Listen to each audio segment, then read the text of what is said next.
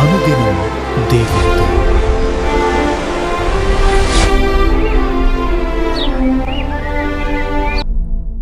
Praise the Lord. అనుదినం దేవునితో అనే కార్యక్రమాన్ని చూస్తున్న మీ అందరికీ మన ప్రభు అయిన రక్షకుడైన యేసుక్రీస్తు ఘనమైన నామంలో వందనాలు. ఈ ఉదయకాలం దేవుని వాక్యం చూసుకుందాం. కీర్తనల గ్రంథం 127వ అధ్యాయం 3వ వచనం. గర్భఫలము యెహోవా ఇచ్చు బహుమానం. ప్రియమైన తల్లిదండ్రులారా, గర్భఫలం దేవుడిచ్చిన బహుమానం. ఆస్తి అంతస్తుల కంటే, పేరు ప్రఖ్యాతుల కంటే, ధన ఘనతల కంటే కూడా దేవుడిచ్చినటువంటి విలువైన బహుమానం గర్భఫలం అనే బహుమానం. ఆ బహుమానం పొందని అబ్రాహాము ఒకరోజు దేవునితో అంటున్నాడు, నీవు నాకు ఏమిచ్చినా ఏమి, నేను సంతానం లేని వాడనైపోతున్నానే అని అబ్రహాము తన ఆవేదనను వ్యక్తం చేస్తున్నాడు. గర్భఫలం ఎంత విలువైనటువంటి బహుమానమో గ్రహించిన అబ్రాహాము ప్రతిస్పందన అది. మరి దేవుడు నీకు ఇచ్చినటువంటి ఆ విలువైన బహుమానాన్ని ఎట్లా పెంచుతున్నావు, ఏ రీతిగా పెంచుతున్నావు, ఎవరి కోసం పెంచుతున్నావు అనేది గమనించుకోవాల్సినటువంటి విషయం. ఈరోజు నువ్వు కలిగినటువంటి బిడ్డలు దేవుడు నీకు ఇచ్చినటువంటి బహుమానం. వారిని నువ్వు ఎట్లా తీర్చిదిద్దుతావో అదే నువ్వు దేవునికి ఇచ్చేటువంటి బహుమానం అని గ్రహించి వారిని బాధ్యతతో పెంచాలి. ఒక పార్కులో పిల్లలు ఆడుకుంటూ ఉన్నారు. ఒక బెంచ్ మీద ఇద్దరు తండ్రులు కూర్చొని మాట్లాడుకుంటూ ఉన్నారు. వారిలో ఒక తండ్రి, అదిగో ఆ రెడ్ కలర్ షర్ట్ వేసుకున్నాడే ఆ అబ్బాయి నా కుమారుడు అని చెప్పి తన కుమారుడిని పరిచయం చేస్తూ ఎంతో మురిపంగా తన కుమారుడిని చూసుకుంటున్నాడంట. అలా మాట్లాడుతూ తన కుమారుడిని పిలిచి, రా నాన్న, టైం అయిపోయింది, మనం వెళ్దాం అన్నాడంట.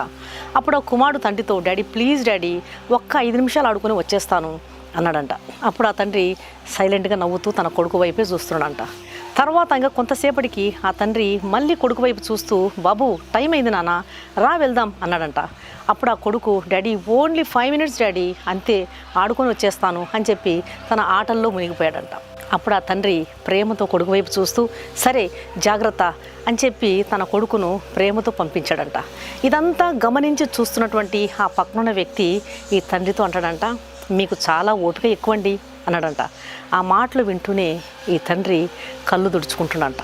అప్పుడు ఆ పక్కనున్న వ్యక్తి, అయ్యో అదేంటండి అలా కండనీరు పెట్టేస్తున్నారు అన్నాడంట. అప్పుడు ఆ తండ్రి అంటున్నాడు ఆ వ్యక్తితో, సరిగ్గా 2 సంవత్సరాల క్రితం ఇదే పార్కులో ఆడుకుందాం రా డాడీ అని నా పెద్ద కుమారుడు నన్ను అడిగితే, నేను పనుల ఒత్తిడిలో పడి నేను రాను, నువ్వెళ్ళి ఆడుకో అని చెప్పి నా కొడుకును ఒంటరిగా పంపించాను. అది వాడి ప్రాణాలు తీస్తుందని ఆ రోజు నేను గ్రహించలేదు. ఈ పార్కులోనే వాడు సైకిల్ తొక్కుతూ ప్రమాదానికి గురై ప్రాణాలు పోగొట్టుకున్నాడు. నేను వాడితో గడపాల్సినటువంటి విలువైన సమయాన్ని నేను ఎన్నడూ గడపలేదు. ఇప్పుడు ఎంత సమయమైనా వాడితో గడపాలని నాకు ఆశ ఉన్నప్పటికీ వాడు నాతో లేడు. కాబట్టే నాకు మిగిలిన ఈ కుమారుడితోనైనా ప్రతిరోజు సమయం గడపడానికి నేను ఎంతైనా ఇష్టపడతాను. వాస్తవంగా నా కుమారుడు ఆడుకోవడానికి ఇంకొక 5 నిమిషాలు డాడీ అంటున్నప్పుడు ఇంకా ఒక 5 నిమిషాలు వాడి ఆటను, వాడి సంతోషాన్ని చూసే అవకాశాన్ని వాడు నాకు కల్పిస్తున్నాడు. వాడి ఆటను చూడడము, వాడి సంతోషాన్ని చూడడము నాకెంతో ఆనందం. ఇదే నాకు ఆనందకరమైన విషయం అన్నాడంట. ప్రియమైన దేవుని బిడ్డలారా, మీ పిల్లలు మీకు దేవుడిచ్చినటువంటి విలువైన బహుమానం. వారితో ఆడడం, వారితో పాడడం, వారితో కలిసి జీవించడం అనేది మీరు వారికి ఇచ్చే విలువైన బహుమానం. వారితో సమయం గడపడం, వారి సంతోషంలో పాలు పొందడం అనేది మీ పట్ల మీ పిల్లలకు గౌరవాన్ని పెంచుతుంది. మీ పిల్లలు ఎప్పుడైతే మిమ్మల్ని గౌరవిస్తారో, ఎప్పుడైతే మీ పిల్లలు మిమ్మల్ని ప్రేమిస్తారో, మీ మాటకు వారు కట్టుబడి ఉంటారు, మీ మాటకు వారు విలువనిచ్చేవారుగా ఉంటారు. అప్పుడు వారు కూర్చున్నప్పుడు, లేచినప్పుడు, పండుకున్నప్పుడు, ఆడుకున్నప్పుడు మీరు దేవుని గురించి, దేవుని ప్రేమను గురించి, దేవుని కార్యాలను గురించి వారితో సంభాషించడానికి వీలు కుదురుతుంది. మీ మాటలను వాళ్ళు లక్ష్య పెడతారు. దేవుని మార్గం నుండి వారు తొలగిపోకుండా దేవుని మార్గంలో వారు స్థిరంగా నడుస్తూ ముందుకు సాగుతారు. కాబట్టి చిన్న వయసులోనే పాపపు రుచి ఎరుగకుండానే నీ పిల్లలు రక్షించబడాలంటే, దేవుని కొరకు నిలబడాలి అంటే, నీ బిడ్డలు దేవుడిచ్చినటువంటి బహుమానము, వారు విలువైనటువంటి దేవుని బహుమానం అని గ్రహించి వారిని దేవుని కొరకు తీర్చిదిద్దుటకు ప్రభు మీకు కృప అనుగ్రహించునుగాక. కళ్ళు మూసుకొని ప్రార్థన చేస్తారు. పరిశుద్ధమైన తండ్రి, ప్రేమగల నాయన, జీవగల దేవా, నీకు స్తోత్రాలు ప్రభువా. ఉదయకాల సమయంలో నాయన మీరు ఇచ్చినటువంటి శ్రేష్టమైన వాక్కుకై వందనాలయ్యా. గర్భఫలము యెహోవా ఇచ్చు బహుమానమని సెలవిస్తున్నారు. అవునా తండ్రి, ఆస్తి కంటే, అంతస్తు కంటే, లోకంలో పేరు ప్రఖ్యాతుల కంటే, ఘనత కంటే, హోదా కంటే కూడా విలువైన బహుమానం మీరు మాకు ఇచ్చినటువంటి గర్భఫలం అనేటువంటి బహుమానం నాయన.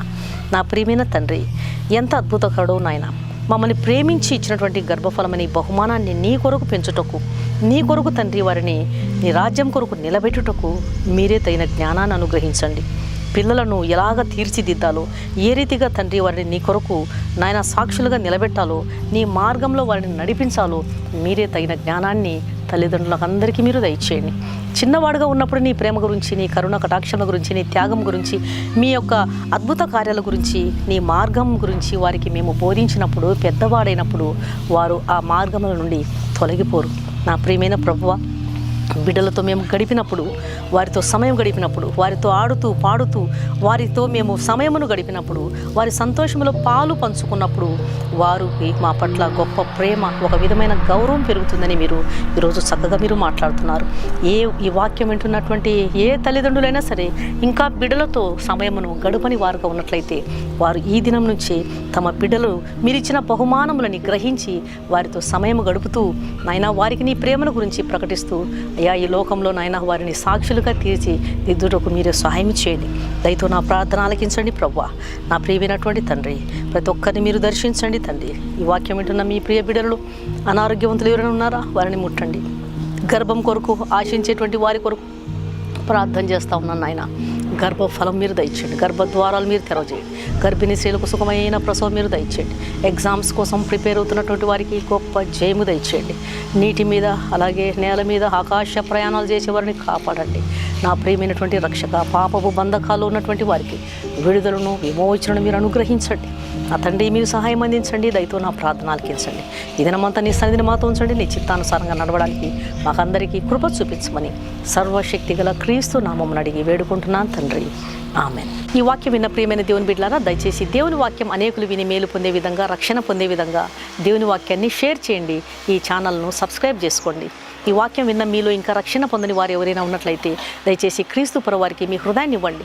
పాపులను రక్షించడానికి క్రీస్తు ప్రభువారి లోకానికి వచ్చాడు. ఆయన పాపుల కొరకు తన విలువైన రక్తాన్ని చిందించినాడు. ఆయన రక్తంలో కడగబడకపోతే ఒక పాపికి రక్షణ లేదు, నిరీక్షణ లేదు, పాప క్షమాపణ లేదు, నిత్య జీవం లేదు. కాబట్టి ఆయన ఇచ్చే ఉచితమైన రక్షణను స్వీకరించండి. ప్రభు మీ ఆత్మను రక్షించునుగాక. God bless you.